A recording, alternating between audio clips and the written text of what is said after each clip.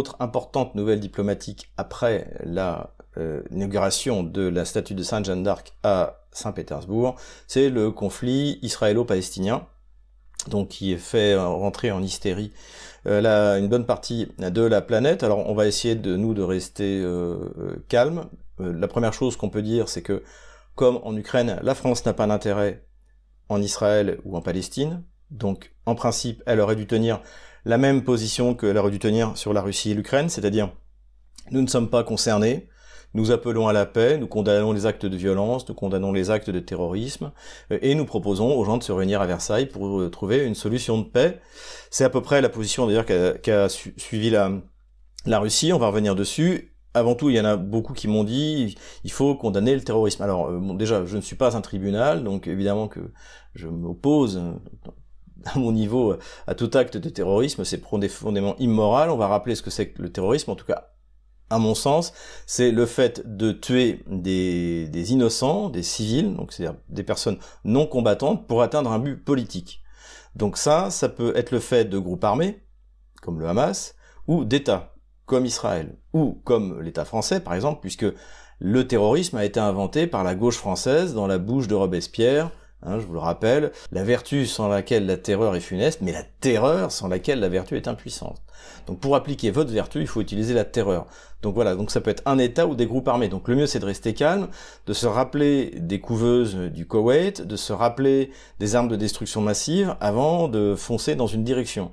Et en l'occurrence, la France, qui a la plus grande communauté juive hors Russie d'Europe, et plusieurs millions de musulmans, les élites politiques, faudrait bien se calmer 5 minutes avant de partir dans une direction ou dans une autre d'ailleurs. Voilà, ce conflit ne nous concerne pas, nos intérêts, les intérêts fondamentaux de la France n'y sont pas engagés. Et après, évidemment, on ne peut que déplorer et aider tant qu'on peut les malheureuses victimes, encore une fois innocentes, les civils sont des innocents. Il peut y avoir des dommages collatéraux lorsque vous faites une opération militaire, ça malheureusement c'est quelque chose, je pense quasiment inévitable, mais délibérément tuer des civils pour faire pression sur les autorités d'une partie ou de l'autre, ça c'est profondément immoral. Donc bon, Emmanuel Macron, une fois de plus, comme avec l'Ukraine et la Russie, a fait n'importe quoi. La Russie, en revanche, a tenu une position tout à fait raisonnable, puisqu'elle a condamné les actions contre les civils d'un côté et de l'autre.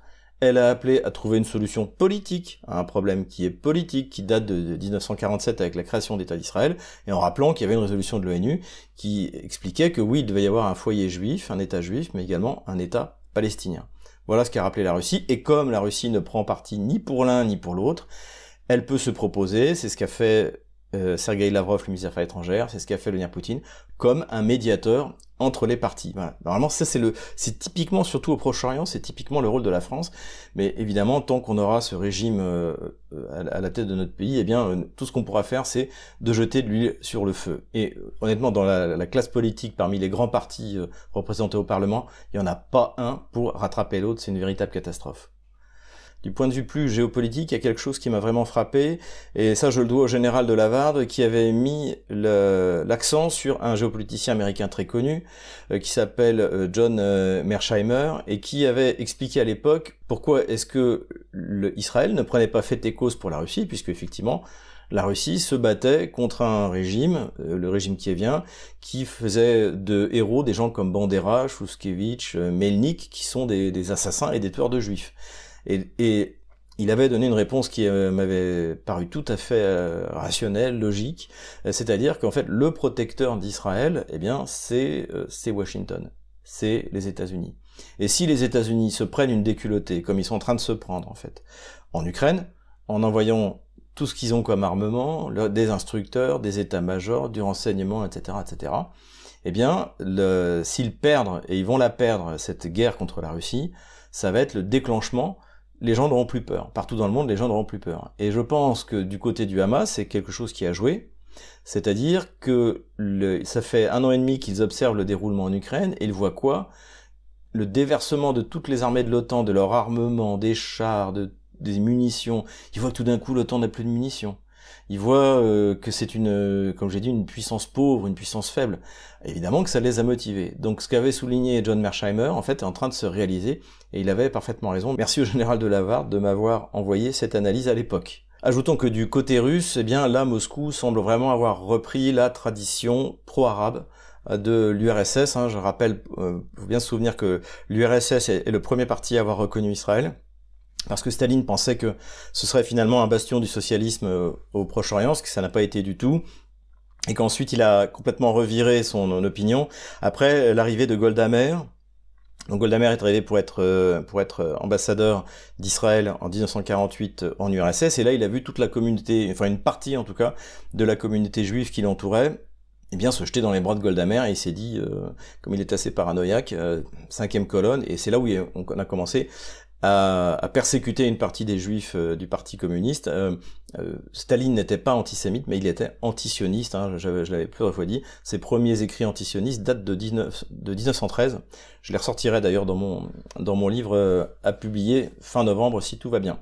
Et donc dans le cadre de cette politique pro-arabe, la Russie a reçu Abu al-Gheit, donc qui est le président de la Ligue arabe, donc il vient d'être reçu à Moscou. Alors c'est pas lié à cette affaire puisque la visite était prévue de longue date, mais en tout cas ça tombe parfaitement bien, et d'après les déclarations en fait qu'on entend du côté des responsables russes, il semble que les Russes eux ne veulent pas négocier avec le Hamas mais plutôt avec le Fatah, c'est-à-dire cette structure qui avait été à l'origine fondée notamment par Yasser Arafat et contre laquelle d'ailleurs Tel Aviv avait créé le Hamas, mais après évidemment la créature a échappé à son maître, exactement comme Ben Laden a échappé à la CIA.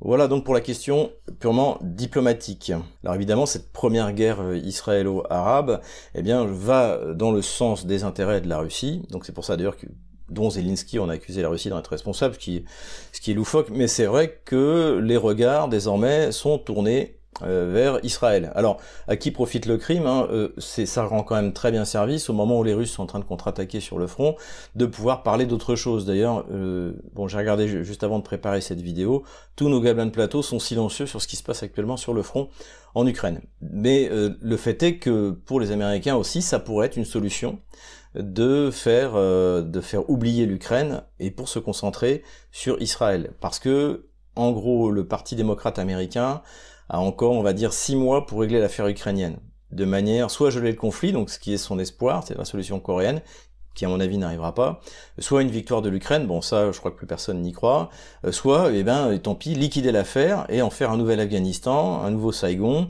De toute manière, les électeurs américains, comme souvent les électeurs, ont une mémoire de poisson rouge, et si c'est liquidé maintenant, si jamais demain l'affaire ukrainienne s'arrêtait, ça n'aurait aucune influence dans les élections américaines qui auront lieu en novembre 2024. Donc, à qui profite le crime? Pour l'instant, ça profite à nos gamins de plateau qui sont pas obligés de commenter ce qui se passe sur le front ukrainien en ce moment, et également ça pourrait profiter au Parti démocrate pour liquider l'affaire ukrainienne qui de toute manière, comme on l'a annoncé depuis le début, est perdue d'avance. Donc tout ça inquiète évidemment Vladimir Zelensky, alors qu'il a reçu des messages pour confirmer que l'Union européenne, les États-Unis n'abandonnaient pas l'Ukraine, etc., etc.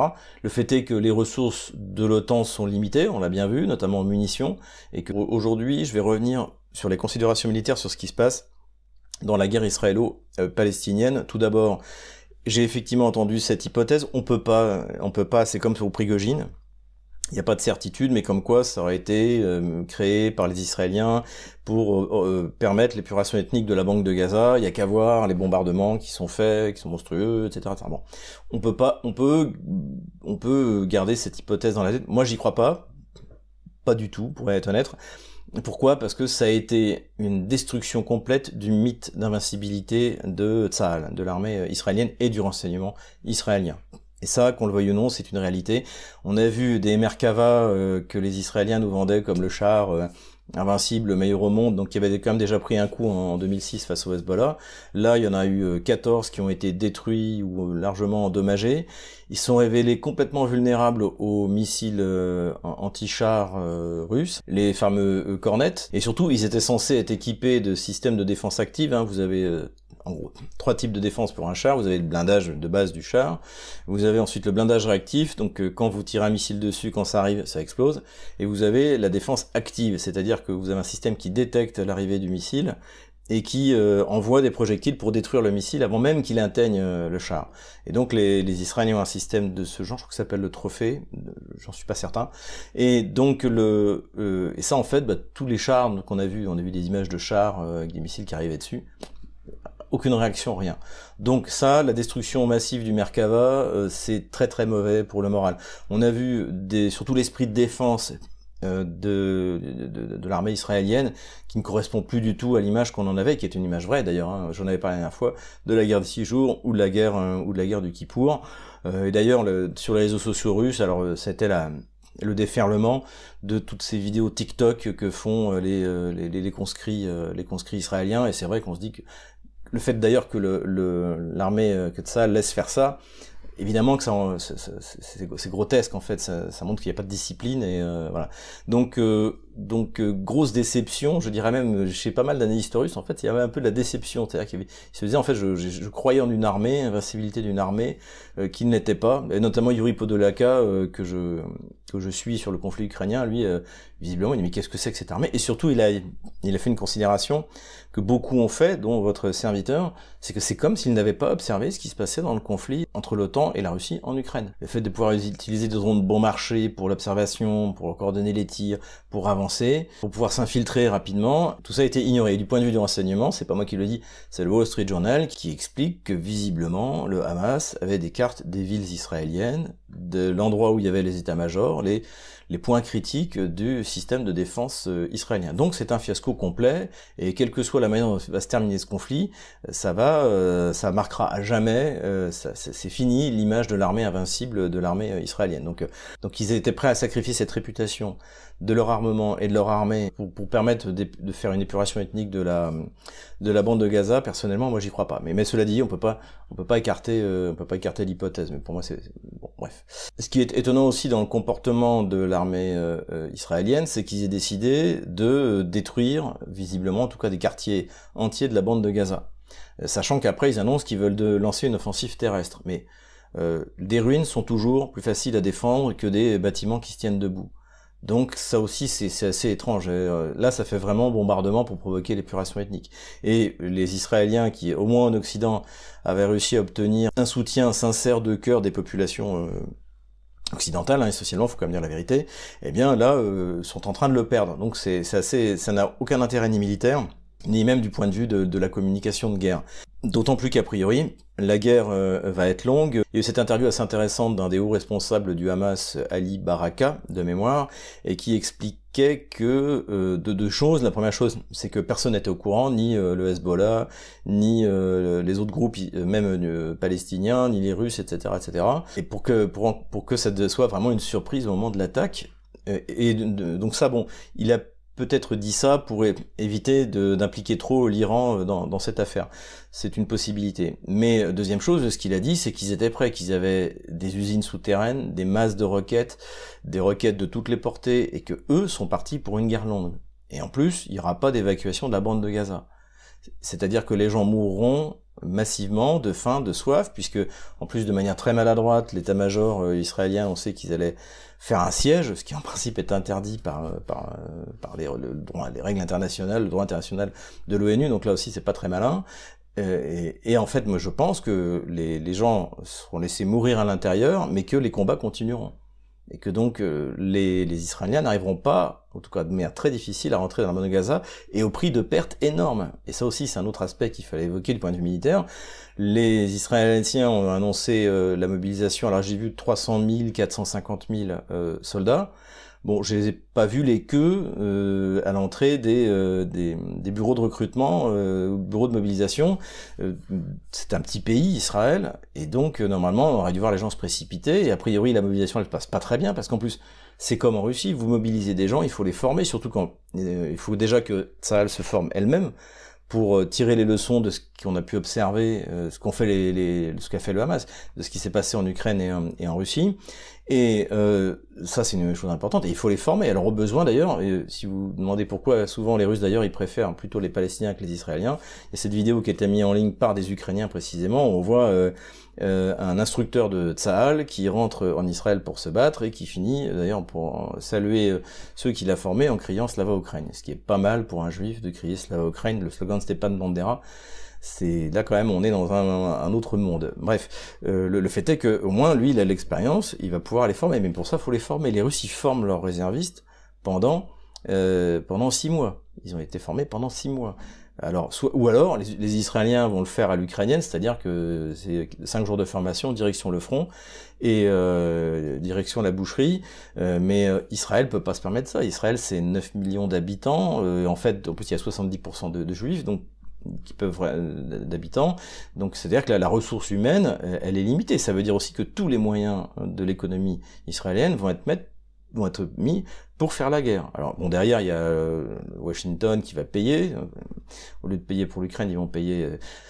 Donc c'est quand même, c'est le triomphalisme de la réponse de Tel Aviv me paraît largement trop enthousiaste. Visiblement en face, ils ont l'intention d'en découdre, et on est parti pour une guerre qui va quand même durer assez longtemps, qui va être à mon avis horrible, notamment les populations civiles de la bande de Gaza, ça va être monstrueux. Bref, voilà ce qu'on peut dire du point de vue, encore une fois, purement militaire sur cette question.